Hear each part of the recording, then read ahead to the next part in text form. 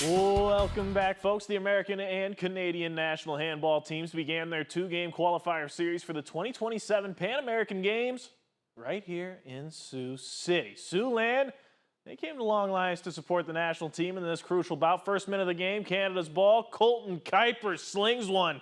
That's a nice little save there for Team USA, and we stay scoreless. But just a little while later, Ben Liberty sends one off the keeper's leg and into the net for the first score of the night. Skipping ahead here just before halftime, U.S. up 21-9 after tossing the ball around. USA looking for a lane here. Gary Phillips sends a Canadian defender to the ground and the ball to the back corner of the net to give the U.S. a 13-point lead going into the half.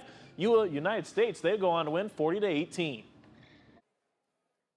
Keep in mind, one more handball game being played. That'll be Saturday at 3 p.m. inside the Long Lines Auditorium. Team USA Handball looking to secure a spot in the Pan American Games. We'll have an update for you right here on KTIV.